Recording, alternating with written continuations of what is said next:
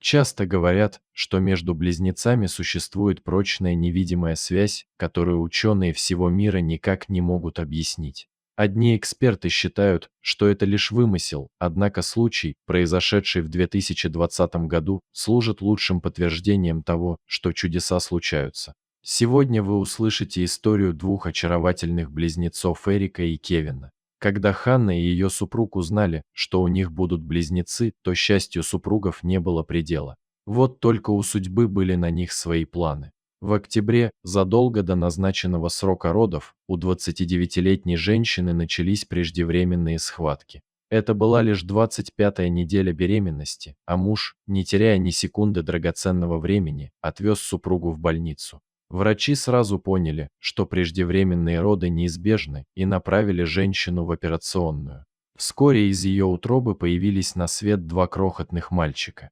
Эрик весил 900 грамм, а Кевин всего 700.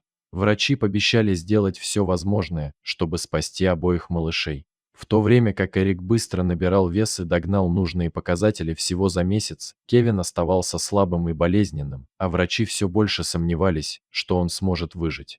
Эрика выписали из больницы, в то время как Кевин уже 2 месяца находился в отделении реанимации в инкубаторе, так как он не мог самостоятельно дышать. Несмотря на хмурые лица врачей, Ханна с супругом не теряли надежды. У пары помимо близнецов уже было двое старших детей, и они жили в 50 километрах от больницы.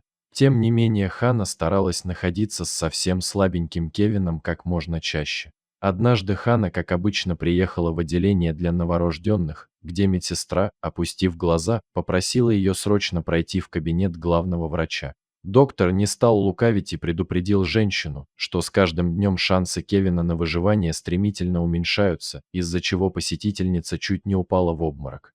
Главврач также посоветовал семье попрощаться с малышом, так как его крохотное сердечко могло остановиться в любой момент. Убитые горем родители не могли сдержать слез, понимая, что теперь все в руках судьбы. На следующий день супруги привезли с собой Эрика, чтобы тот смог попрощаться с младшим братом. Здорового мальчика поместили в инкубатор к брату, чтобы тот смог почувствовать его рядом, скорее всего, в последний раз. Неожиданно для всех Эрик повернулся к младшему брату и нежно обнял его своей маленькой ручкой. Дети провели рядом всего 5 минут, но этого хватило, чтобы произошло маленькое чудо. Буквально через несколько часов состояние Кевина начало стабилизироваться, что даже позволило врачам снизить количество подаваемого в его легкие кислорода. Когда на следующий день супругам позвонил доктор и сказал, что состояние Кевина снова начало ухудшаться, те уже знали, что делать.